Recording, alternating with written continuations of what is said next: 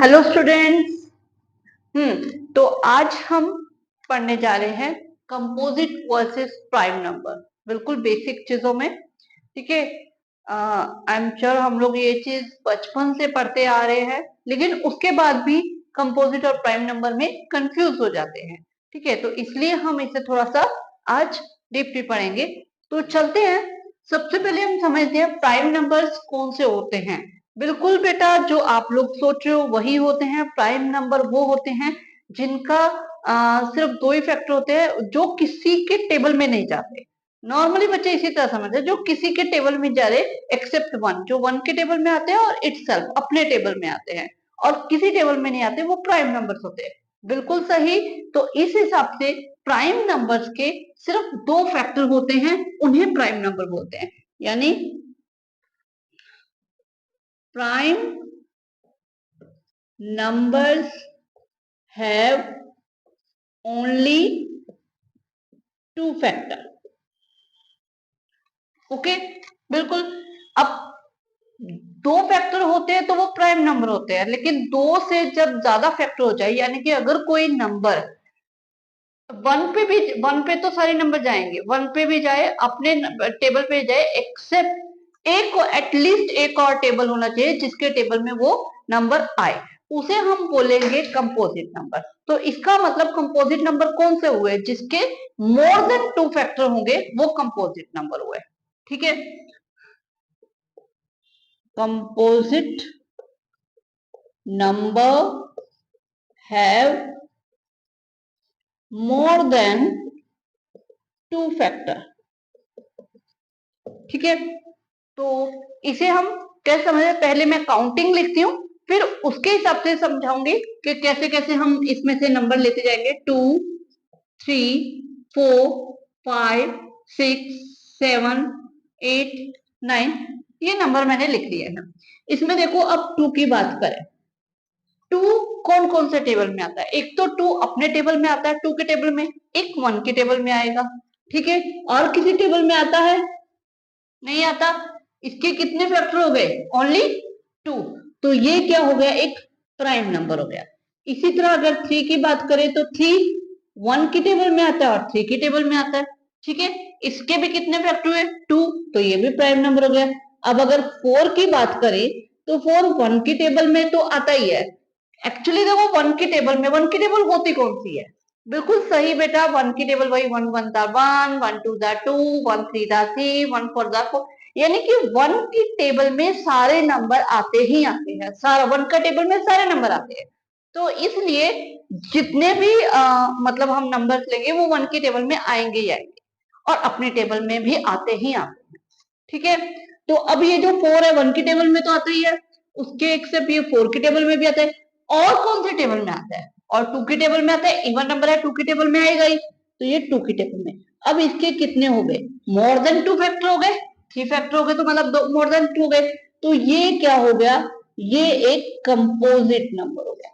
Okay, अब 5 पे चलते हैं। 5 का भी 1 और 5 की टेबल में और किसी टेबल में आता है?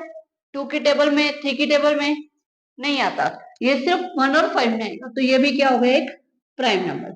अब जैसे 6 है, 6 1 की टेबल में आएगा, 6 की टेबल में आएगा, 2 की और 3 की टेबल, मतलब 2 से तो ज्यादा फैक्टर है, उसके 4 है, 2 से ज्यादा है।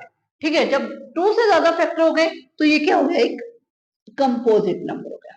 ओके, अब 7 1 और 7 की टेबल में, अब 8 2 की टेबल में भी आता है, 1 में भी आता है, 1 में तो आता ही है, उसके बाद 4 में भी आता है और 8 की टेबल में भी आता है। तो इसके भी मतलब 4 फैक्टर्स हो गए। अब यहां से हमें एक चीज देख लेनी चाहिए, ये जो इवन नंबर्स होते हैं, इवन नंबर कौन से होते हैं? सबसे पहले ये बताओ, इवन नंबर कौन से होते हैं? इवन नंबर जो 2 की टेबल में आते हैं, ठीक है, जिनके लास्ट में 0 2 4 6 8, इनमें से कोई डिजिट आएगा, या ये जो नंबर्स हैं ये इवन नंबर होते हैं। इवन नंबर की डेफिनेशन क्या है? इवन नंबर कौन से होते हैं? इवन नंबर की डेफिनेशन ये है कि जो नंबर 2 की टेबल में आते हैं वो इवन नंबर होते हैं। अब डेफिनेशन से क्लियर है कि जितने भी इवन नंबर होंगे वो 2 की टेबल में आएंगे ही आएंगे, तो उनका एक जो फैक्टर है वो ऑलवेज हमारे पास रहेगा, क्या? 2। ठीक है, तो जितने भी इवन नंबर है वो अपनी टेबल में, 1 की टेबल में और इसके अलावा 2 की टेबल में और आएगा ही आएगा, यानी कि उनके एटलीस्ट 3 फैक्टर तो होंगे ही होंगे। तो वो 2 से ज्यादा फैक्टर हो गए तो वो सारे क्या हो गए, कंपोजिट नंबर। अब यहाँ से एक चीज क्लियर कि जितने भी इवन नंबर है वो कंपोजिट नंबर होते हैं। अब एक एक डिजिट छोड़ के इवन नंबर आते जाते हैं तो उन सबको तो पहले ही हटा दो। जैसे कि अब यहाँ पे आ गया 8 आ गया, 8 के बाद 10 आ जाएगा, फिर 12 आ जाएगा, फिर उसके बाद 14 आ जाएगा। तो ये सारे इवन नंबर ये क्या हो गए, कंपोजिट नंबर। काम खत्म, क्योंकि इनके इन सबके देखो, अगर हम 10 की बात करें 1 की टेबल में जाएगा, 10 की टेबल में, 2 और 5 की टेबल में भी जाएगा। इसी तरह 12 ले लें तो 1 की टेबल में और 12 की टेबल, उसके बाद फिर 2 की टेबल में जाएगा। तो 2 इवन नंबर का एक फैक्टर है। खत्म कहानी यहाँ पे। तो सारे इवन नंबर हम छोड़ देंगे। अब आगे ऑड नंबर।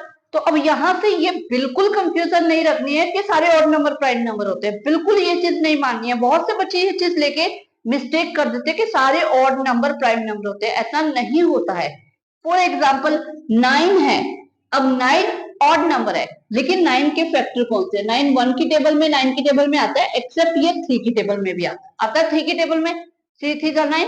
ठीक है, तो इस हिसाब से ये क्या हो गया, कंपोजिट नंबर हुआ, लेकिन ये ऑड है। इसी तरह अगर कोई और ले ले, 15 हो गया, 15 ऑड नंबर है, लेकिन ये 1 की टेबल में, 15 की टेबल में और 3 और 5 की टेबल में भी आता है।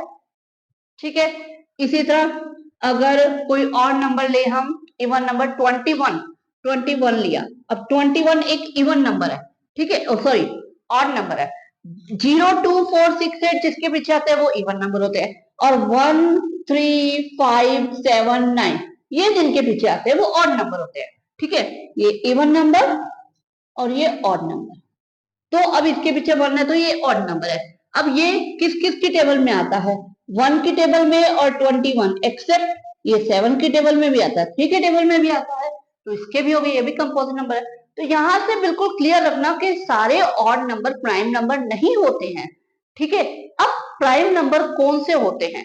सिंपल वही बात, जो किसी के टेबल में नहीं आते, जो सिर्फ 1 की और अपनी टेबल में आते हैं, वो प्राइम नंबर होते हैं। जैसे कि 9 पे हमने छोड़ा था, 9 के बाद नंबर आएगा 11, क्योंकि 10 तो कंपोजिट में चला गया, इवन नंबर है। तो 11 कौन सी टेबल में आता है, 1 में आता है, और 11 में और किसी टेबल में नहीं आता। इसी तरह 13 भी 1 और 13 की टेबल में आता है। ठीक है, अब एक चीज बिल्कुल क्लियर है कि आपका क्या कहते हैं, जितने भी इवन नंबर है वो कंपोजिट होते हैं। अब एक चीज और ध्यान रखना, जिसके लास्ट में 5 आता है, जैसे कि 15 25 15 25 35 45, ये जितने भी लास्ट में 5 आता है वो 5 की टेबल में आएंगे ही आएंगे, कोई कितना भी बड़ा नंबर 1005 ले लो। ठीक है, 2565 ले लो, लास्ट में 5 आ गया, मतलब 5 की टेबल में जाएगा ही जाएगा। 5 की टेबल में जाएगा तो यानी कि एक और उसका फैक्टर हमारे पास हो गया। ठीक है, तो वो क्या हो गया, कंपोजिट नंबर। तो जिसके लास्ट में 5 आएगा उसको आपको देखना ही नहीं है, एक्सेप्ट 5। ठीक है, एक्सेप्ट 5। अब आप बोलोगे मैम क्यों, क्योंकि 5 भी तो 5 है लास्ट में, तो ये क्यों कंपोजिट नहीं है, ये तो प्राइम में लिया है। क्योंकि एक्चुअली 5 का खुद मतलब 5 के टेबल में तो जाता ही है, लेकिन 5 इटसेल्फ भी 5 ही है इसका फैक्टर। बाकी सबका क्या है, अगर हम 35 की बात करें तो 35 क्या कहते हैं 1 की टेबल में जाएगा और 5 की टेबल में भी जाएगा, और उसके अलावा 35 इसका इटसेल्फ 35 है और 5 की टेबल में भी जा रहा है, तो इसलिए 5 एक एक्स्ट्रा फैक्टर मिल जाता है, तो इसलिए वो क्या है, कंपोजिट में चला। लेकिन 5 के उसमें ये नहीं है, 5 का क्या है कि इटसेल्फ भी 5 है और इसका फैक्टर भी 5 है, तो इसलिए इसके सिर्फ 2 ही फैक्टर मिलते हैं, तो 2 फैक्टर है तो वो प्राइम है। इसी तरह इवन नंबर में, अब बिल्कुल दिमाग में से क्वेश्चन आ रहा है कि ये जो 2 है वो एक इवन नंबर है। अब जब ये इवन नंबर है लेकिन ये क्या है, प्राइम नंबर, क्यों, क्योंकि ये 2 इटसेल्फ भी 2 है और 2 की टेबल में भी आता है, तो दोनों 2 फैक्टर की जगह वो एक ही फैक्टर बन जाता है, तो इसलिए इसके 2 ही फैक्टर हमारे पास आते हैं, 1 और 2, तो इसलिए ये क्या है, प्राइम नंबर है। ठीक है, इसके साथ एक और आपका क्वेश्चन कंप्लीट हो जाता है कि इवन प्राइम नंबर, क्योंकि कोई भी इवन प्राइम नंबर नहीं होता, सब इवन नंबर 2 की टेबल में आते हैं, तो एक ही इवन नंबर है जो प्राइम नंबर है, वो है 2। ठीक है, कभी भी आपसे पूछ लिया जाए कि इवन प्राइम नंबर कौन सा है, तो वो 2 आएगा। Okay, clear? तो इसे I think prime number, composite number clear हो गए होंगे। बिल्कुल, अब सबके माइंड में एक क्वेश्चन आ रहा है कि मैम आपने 2 से स्टार्ट किया, जबकि काउंटिंग तो हमारी 1 से स्टार्ट होते हैं, या हमारे होल नंबर तो 0 से स्टार्ट होते हैं, तो इसके आगे जो 1 है और 0 है उसका क्या? बिल्कुल, उसका क्या? अब वो प्राइम नंबर है या कंपोजिट नंबर है, ये कंफ्यूजन हर बच्चे को रहती है। मोस्टली 1 को बच्चे प्राइम नंबर में ले लेते हैं। ठीक है, एक्चुअली बेटा ना तो ये प्राइम नंबर है, ना ही ये कंपोजिट है। क्यों? क्योंकि 1 के फैक्टर देखो, 1 किसकी टेबल में आता है? 1 की टेबल में। और कौन से टेबल में आता है? इटसेल्फ भी 1 ही है, और कोई टेबल वो भी 1 है, यानी कि इसके ये सिर्फ एक ही टेबल में आता है, 1 1, क्योंकि इसका इटसेल्फ भी 1 है। ठीक है, और 1 के टेबल में आता है, वो भी 1 है, तो इसके फैक्टर कितने हुए हमारे पास? ओनली 1। इसका फैक्टर क्या है? 1। अब इसके 2 फैक्टर तो हमें मिले नहीं, प्राइम नंबर के लिए क्या चाहिए? 2 फैक्टर, तो ये प्राइम नंबर नहीं है। तो क्या ये कंपोजिट नंबर है? नहीं नहीं नहीं, क्योंकि कंपोजिट नंबर क्या कहते हैं? कंपोजिट कहते हैं मोर देन 2 फैक्टर, यानी 2 से ज्यादा फैक्टर होने चाहिए, लेकिन यहाँ तो एक ही फैक्टर है, तो ये कंपोजिट भी नहीं है। तो ये ना तो प्राइम है ना कंपोजिट है, ये किसी में नहीं आता, किसी की टीम में नहीं आता। आप बिल्कुल इसको क्लियर रखना कि ना तो प्राइम है ना ही ये कंपोजिट है। ठीक है, 1 और 0 का भी यही है, 0 भी ना तो कंपोजिट है ना ही प्राइम नंबर है। बिल्कुल क्लियर रखना इस चीज को। ठीक है, तो इसके साथ हम एक चीज और, एक टॉपिक और कर लेते हैं, को प्राइम नंबर। ये जो चीज है ये आपके जब हम रेशनैलिटी प्रूव करते हैं, √2 √3 इनको rational number, irrational number prove करते हैं, इरेशनैलिटी, तब क्या कहते हैं, ये वर्ड बहुत आता है उसकी थ्योरी में, ये वर्ड आता है को प्राइम नंबर। तो को प्राइम नंबर क्या होता है?